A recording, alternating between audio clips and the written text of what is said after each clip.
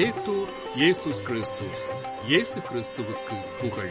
தமிழ் கூறும் நல்லுலகில் வாழும் அனைத்து அன்புள்ளங்களுக்கும் வத்திக்கான் வானொலியின் வணக்கம். இறைவன் உங்கள் உள்ளத்தையும் இல்லத்தையும் தன் அன்பாலும் அருளாலும் அமைதியாலும் இன்றும் என்றும் நிரப்புவாராக.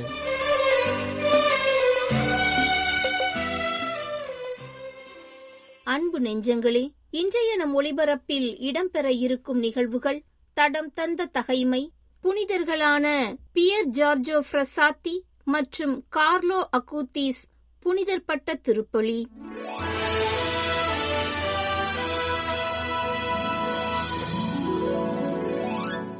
தடம் தந்த தகைமை, வாக்குறுதியை நிறைவேற்றிய கடவுள்.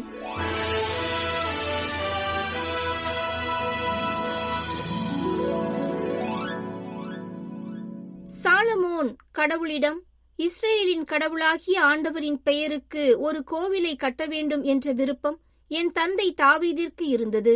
ஆண்டவர் அவரை நோக்கி, என் பெயருக்கு ஒரு கோவிலை கட்ட வேண்டும் என்ற உன் விருப்பம் போற்றுதற்குரியதே. ஆனால் நீ அதை கட்ட மாட்டாய். உனக்கு பிறக்கும் உன் மகனே என் பெயருக்கென ஒரு கோவிலை கட்டுவேன் என்றார். இவ்வாறு தமது வாக்குறுதியை ஆண்டவர் இப்போது நிறைவேற்றியுள்ளார். முன்பே ஆண்டவர் கூறியிருந்தது போல், என் தந்தை தாவீதுக்கு பின் நான் இஸ்ரேலின் அரியணையில் அமர்ந்து இஸ்ரேலின் கடவுளாகிய ஆண்டவரின் பெயருக்கென ஒரு கோவிலை கட்டியுள்ளேன். ஆண்டவர் இஸ்ரேல் மக்களோடு செய்து கொண்ட உடன்படிக்கையை கொண்டுள்ள பேழையையும் இங்கே கொண்டு வந்து வைத்துள்ளேன் என்றார்.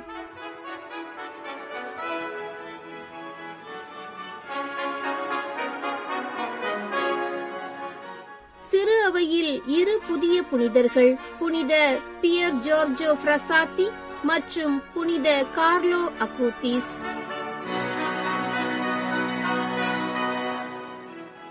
செப்டம்பர் 7 ஞாயிறன்று வத்திக்கான் தூய பேதுரு பெருங்கோவில் வளாகத்தில் அருளாளர்களான பியர் ஜார்ஜோ ஃப்ரசாத்தி மற்றும் கார்லோ அக்கூத்திஸ் ஆகிய இருவரையும் புனிதர் நிலைக்கு உயர்த்தும் திருப்பலியானது திருத்தந்தை 14ஆம் லியோ அவர்கள் தலைமையில் நடைபெற்றது.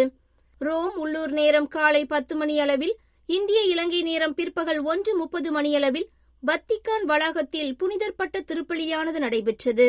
லட்சக்கணக்கான மக்கள் அதிகாலை முதலே கூட்டம் கூட்டமாக புதிய புனிதர்களை நினைந்து போற்ற ரோம் நோக்கி வந்தனர். திருப்பலிக்கு முன்னதாக வளாகத்தில் கூடியிருந்த மக்கள் முன்பாக சிறு உரை ஒன்றை ஆற்றினார் திருத்தந்தை 14ஆம் லியோ. திருப்பலியில் பங்கேற்க வந்திருக்கும் மக்கள், குறிப்பாக இளைஞர்கள், அருள் பணியாளர்கள் என அனைவரையும் வாழ்த்திய திருத்தந்தை அவர்கள், நாம் அனைவரும் புனிதர்களாக வாழ அழைக்கப்பட்டுள்ளோம் என்று கூறி திருப்பலியில் நன்முறையில் பங்கேற்க அனைவரையும் கேட்டுக்கொண்டார். திருத்தந்தையையும் அவரது குரலையும் கேட்ட மக்கள் கரவொலி எழுப்பியும் மகிழ்ச்சி கூக்குரல் எழுப்பியும் தங்களது உள்ளத்து உணர்வை வெளிப்படுத்தினர்.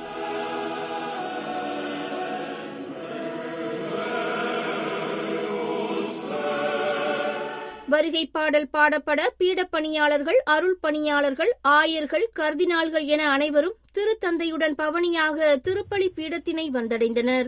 In nomine Patris et Filii et Spiritus Sancti.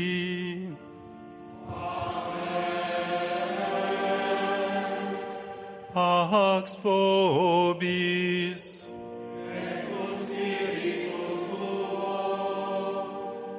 சிலுவை அடையாளம் வரைந்து திருத்தந்தை 14ஆம் லியோ அவர்கள் திருப்பலியினை லத்தீன் மொழியில் நிறைவேற்றினார். திரு அவையில் மேலும் 2 புனிதர்களை கொடுப்பதற்காக தூய ஆவியின் அருளை வேண்டி பாடல் ஒன்று பாடப்பட்டது. புனிதர் பட்ட நிலைகளுக்குரிய திருப்பீடத்துறையின் தலைவர் கர்தினால் மர்செல்லோ செமராரோ அவர்கள் திருத்தந்தையிடம் அருளாளர் பியர் ஜார்ஜோ ஃப்ரசாத்தி மற்றும் கார்லோ அக்கூத்திஸ் ஆகியோர் புனிதர்களாக அறிவிக்கப்படுவதற்கான பரிந்துரையை முன்வைத்தார்.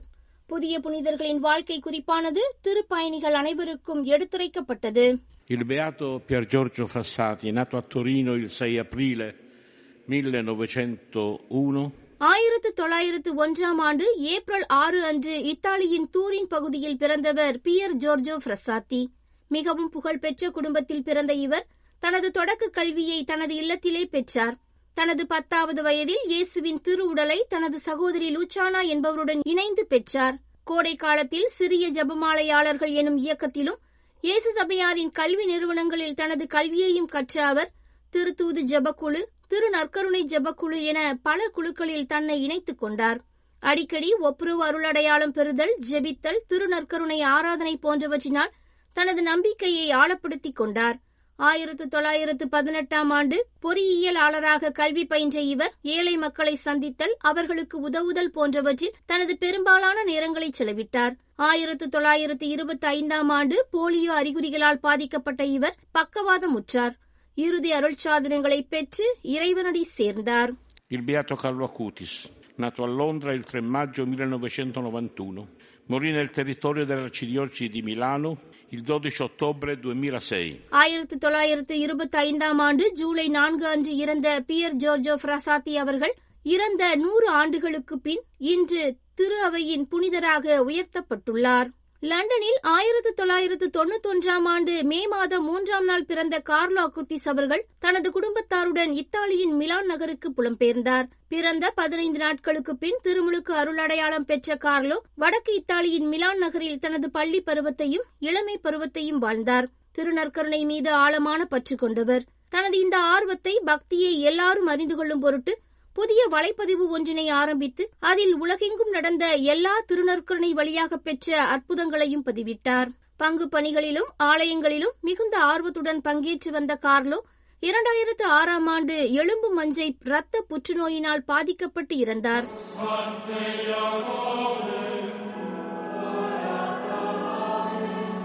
புனிதர்களின் வாழ்க்கை குறிப்பானது வாசிக்கப்பட்டதை தொடர்ந்து புனிதர்களின் பரிந்துரையை கேட்கும் மன்றாட்டானது இடம்பெற்றது.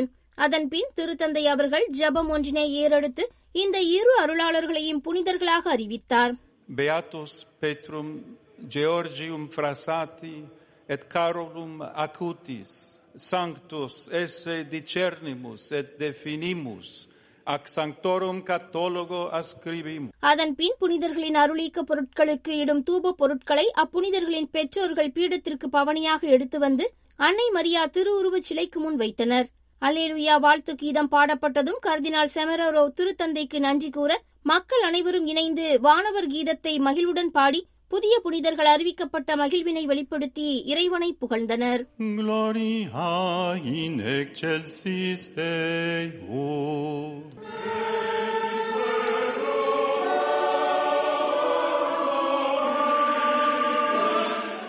அதனைத் தொடர்ந்து திருப்பலியின் இறைவார்த்தை வழிபாட்டு பகுதிகள் தொடர்ந்து நடைபெற்றன. சாலமோன் நூலிலிருந்து இறைவார்த்தையானது முதல் வாசகமாக ஆங்கில மொழியில் வாசிக்கப்பட்டதைத் தொடர்ந்து சிஸ்டைன் சிற்றாலய பாடகர் குழுவினர் திருப்பாடல் எண் 89 பதிலுரை பாடலாக பாடினர்.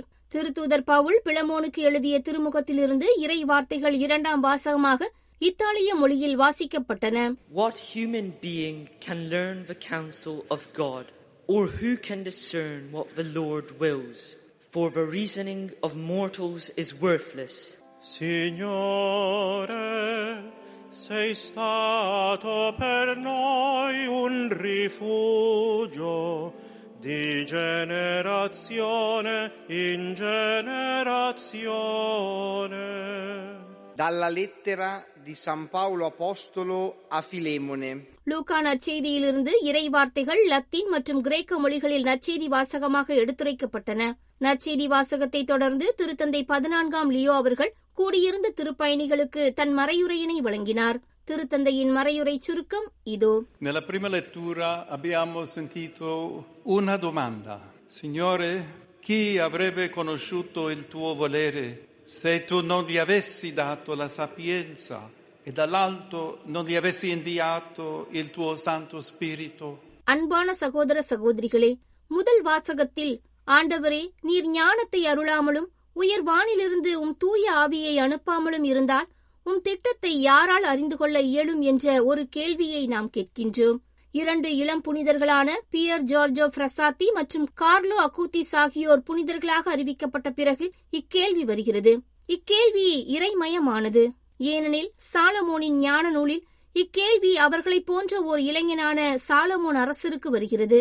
அவரது தந்தை தாவீதின் மரணத்திற்கு பிறகு ஆற்றல், செல்வம், ஆரோக்கியம், இளமை, அழகு மற்றும் முழு அரசு என பல விடயங்கள் தனக்கு இருப்பதை அவர் உணர்ந்தார். எதையும் இழக்காமல் இருக்க நான் என்ன செய்ய வேண்டும் என்ற கேள்வியை அவரது இதயத்தில் எழுப்பியது இந்த மிகுதியான வளங்கள்தான். பதிலை கண்டுபிடிப்பதற்கான ஒரே வழி கடவுளின் திட்டங்களை அறிந்து அவற்றை உண்மையாக பின்பற்றுவதற்காக அவருடைய ஞானத்தை பெரிய கொடையாக கேட்பதுதான் என்பதை சாலமோன் புரிந்து கொண்டார். உண்மையில் இவ்வழியில் மட்டுமே கடவுளுடைய மகத்தான திட்டத்தில் எல்லாமே அதன் இடத்தை கண்டுபிடிக்கும் என்பதை அவர் உணர்ந்தார். ஏனென்றால் வாழ்க்கையில் மிகப்பெரிய ஆபத்து கடவுளின் திட்டத்திற்கு வெளியே அதை வீணாக்குவதுதான். இயேசுவும் நற்செய்தியில் நாம் முழு மனதுடன் நம்மை அர்ப்பணிக்க வேண்டிய ஒரு திட்டத்தை பற்றி எடுத்துரைக்கிறார். தம் சிலுவையை சுமக்காமல் என் பின் வருபவர் எனக்கு சீடராய் இருக்க முடியாது, உங்களுள் தம் உடைமையை எல்லாம் விட்டுவிடாத எவரும் என் சீடராய் இருக்க முடியாது என்று கூறுகிறார். அவருடைய ஆவியிலிருந்து வரும் அறிவாற்றலாலும் பலத்தாலும் அவருடைய இறை வார்த்தையை கேட்பதற்காக நாம் இணைந்திருக்கும் விடயங்கள் மற்றும் கருத்துக்களை விட்டுவிட்டு வெளிவர அவர் நம்மை அழைக்கிறார். Pensiamo a San Francesco d'Assisi, come Salomone. Anche lui era giovane e ricco, assetato di gloria e di fama. சாலமோனைப் போலவே அசிசியின் புனித பிரான்சிஸை நினைத்து பார்ப்போம். இளமையாகவும் செல்வ வளம் மிக்கவராகவும் இருந்த அவர் மாட்சி மற்றும் புகழுக்கான தாகத்துடன் இருந்தார். எனவேதான் அவர் போருக்கு சென்று பட்டங்களாலும் மரியாதைகளாலும் தன்னை அலங்கரிக்க நினைத்தார். ஆனால் இயேசு வழியில் அவருக்கு தோன்றி அவர் என்ன செய்து கொண்டிருக்கிறார் என்பதை பற்றி சிந்திக்க வைக்கிறார். சுய நினைவுக்கு வந்த அவர் கடவுளிடம், ஆண்டவரே, நான் என்ன செய்ய வேண்டும் என்று நீங்கள் விரும்புகிறீர்கள் என்ற ஓர் எளிய கேள்வியை கேட்டார். அங்கிருந்து அவர் தனது வாழ்க்கையை மாற்றி கடவுளை பின்பற்றுவதற்காக எல்லாவற்றையும் களைந்து வறுமையில் வாழ்கிறார். தனது தந்தையின் தங்கம், வெள்ளி மற்றும் விலைமதிப்பற்ற ஆடைகளை விட தனது சகோதர சகோதரிகளின் அன்பை, குறிப்பாக பலவீனமான மற்றும் மிகச் சிறியவர்களின் அன்பை விரும்பினார் என்று அவரின் வாழ்க்கை கதை எடுத்துரைக்கிறது. இதுபோன்று எத்தனையோ புனிதர்களை நாம் நினைவு கூற முடியும். சில சமயங்களை நாம் அவர்களை பெரிய மனிதர்களாக கருதிவிட்டு விடுகிறோம். ஆனால் அவர்கள் இளமையாக இருந்தபோது ஆகட்டும் என்று கடவுளுக்கு பதிலளித்து தங்களுக்கென்று எதையும் வைத்திருக்காமல் எல்லாவற்றையும் முழுமையாக அவருக்கு கொடுக்க தொடங்கிய போது இந்த புனிதமான வாழ்க்கை ஆரம்பமானது என்பதை நாம் மறந்து விடுகிறோம். In questa cornice oggi guardiamo a San Pier Giorgio Frassati e a San Carlo Acutis. இத்தகைய சூழல்களில் இன்று நாம் புனித பியர் ஜோர்ஜோ ஃப்ரசாத்தி மற்றும் புனித கார்லோ அக்கூத்திஸை பார்க்கிறோம். 20ஆம் நூற்றாண்டின் முற்பகுதியைச் சேர்ந்த ஓர் இளைஞன் மற்றும் நம் காலத்தைச் சேர்ந்த ஒரு பருவத்தினன் ஆகிய இருவரும் இயேசுவை அன்பு செய்து அவருக்காக எல்லாவற்றையும் கொடுக்க தயாராக இருந்தனர்.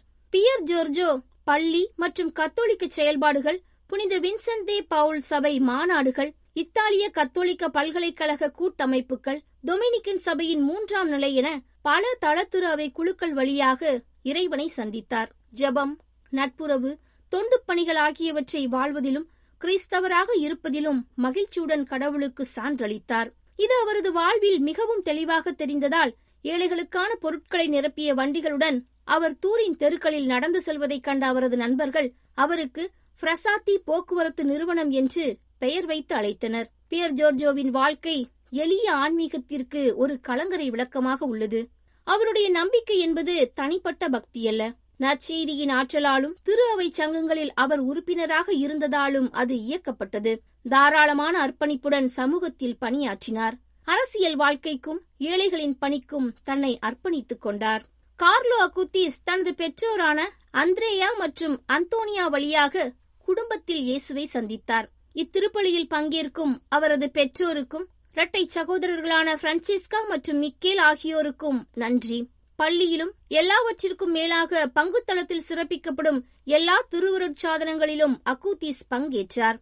குழந்தையாகவும் இளைஞனாகவும் இருந்த நாட்களில் ஜெபம், விளையாட்டு, படிப்பு, பிறரன்பு பணிகள் ஆகியவற்றில் இயல்பாகவே தன்னை ஒருங்கிணைத்து வளர்த்தார். Entrambi, Pier Giorgio e Carlo, hanno coltivato l'amore per Dio e per i fratelli attraverso mezzi semplici, alla portata di tutti, la Santa Messa quotidiana. Pier ஜோர்ஜோவும் கார்லோவும் கடவுள் மீதும் தங்கள் சகோதர சகோதரிகள் மீதும் அன்பை வளர்த்துக் கொண்டனர். அன்றாட திருப்பலி, ஜெபம், குறிப்பாக திருநற்கருணை ஆராதனை என அனைவருக்கும் கிடைக்கும் எளிய செயல்கள் வழியாக அன்பை வளர்த்துக் கொண்டனர். சூரியனுக்கு முன்னால் நின்று அதன் ஒளியை பெறும் நாம் நிறம் மாறுகிறோம். அதுபோல திருநற்கருணைக்கு முன்பாக நாம் ஒரு புனிதராக மாறுகிறோம் என்று கார்லோ அக்கூத்திஸ் கூறுவார். உங்களை பார்ப்பது சோகம், ஆனால் கடவுளை பார்ப்பது மகிழ்ச்சி. மனமாற்றம் என்பது நமது பார்வையை கீழிருந்து மேல் நோக்கி நகர்த்துவது. இதற்கு கண்களின் எளிய அசைவு ஒன்றே போதுமானது என்றும் கூறுவார் புனித அக்கூத்திஸ்.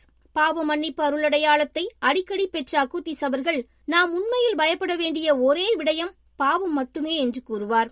மக்கள் தங்கள் உடலின் அழகில் மிகவும் அக்கறை கொண்டுள்ளனர். அவர்களின் ஆன்மாவின் அழகை பற்றி அவர்கள் கவலைப்படுவதே இல்லை. இது குறித்து மிகவும் ஆச்சரியமடைந்தார். Avevano una grande devozione per i santi e per la Vergine Maria e praticavano generosamente la carità. மேலும் இவ்விரு புனிதர்களும் புனிதர்களிடமும் கன்னி மரியாவிடமும் மிகுந்த பக்தி கொண்டவர்கள். தாராளமாக பிறரன்பு பணிகள் செய்தனர். ஏழைகள் மற்றும் நோயாளிகளை சுற்றி நம்மிடமில்லாத ஒரு ஒளியை நான் கண்டேன் என்று பியர் ஜார்ஜோ கூறுவார். மேலும் தான தர்மத்தை நமது மதத்தின் அடித்தளம் என்றும் அழைத்தார். சிறிய உறுதியான செயல்கள் வழியாக அண்டை வீட்டாரில் காணப்படும் புனிதத்தை வாழ்ந்து காட்டியவர் புனித கார்லோ அக்கூத்திஸ்.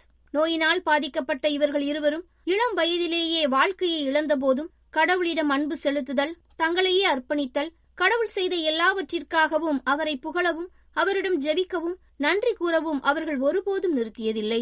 என் இறப்பின் நாள் என் வாழ்க்கையின் மிக அழகான நாளாக இருக்கும் என்று கூறியவர் ஃப்ரசாத்தி. அவரை விட இளையவரான கார்லோ, விண்ணகம் எப்போதும் நமக்காக காத்திருக்கிறது.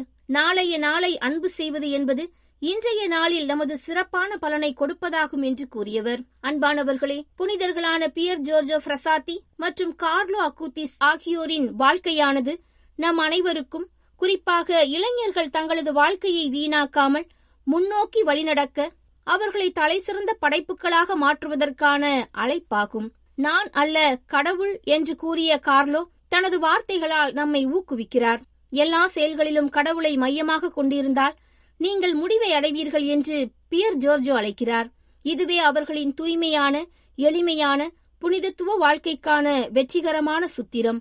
இதுவே வாழ்க்கையை நாம் முழுமையாக அனுபவித்து விண்ணக விருந்தில் கடவுளை சந்திக்கவும் பின்பற்றவும் அழைக்கப்பட்ட சான்றாக உள்ளது. Ed è pure la testimonianza che siamo chiamati a seguire per gustare la vita fino in fondo e andare incontro al Signore nella festa del cielo. திருத்தந்தையின் மறையுரையை தொடர்ந்து நம்பிக்கையாளர் அறிக்கையானது லத்தீன் மொழியில் பாடலாக பாடப்பட்டது. அதன் பின் நம்பிக்கையாளர் மன்றாட்டுக்கள் இஸ்பானியம், அரபு, பிரெஞ்சு, கொரியம், போர்த்துகீசியம் ஆகிய மொழிகளில் எடுத்துரைக்கப்பட்டன.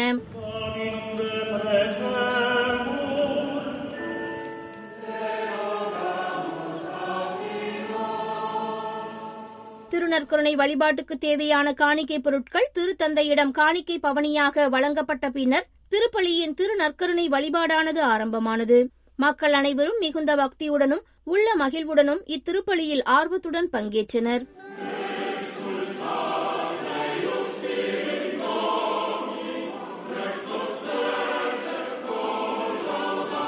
திருப்பலியின் நிறைவில் கூடியிருந்த மக்களுக்கு மூவேளை ஜெப உரையை வழங்கி திருப்பலியினை நிறைவு செய்தார் திருத்தந்தை 14ஆம் Leo. Benedicat vos omnipotens Deus, Pater et Filius et Spiritus Sanctus.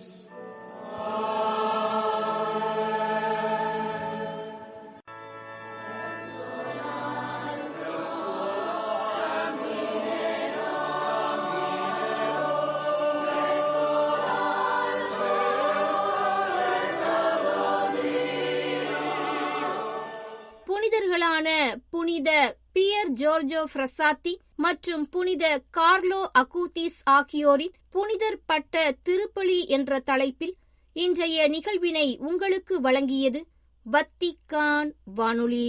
இத்துடன் வத்திக்கான் வானொலியின் தமிழ் ஒலிபரப்பு நிறைவு பெறுகின்றது. தொடர்வது அதன் மலையாள நிகழ்ச்சிகள். உங்களது ஆர்வமுள்ள செவிமடுத்தலுக்கு நன்றி. வணக்கம்.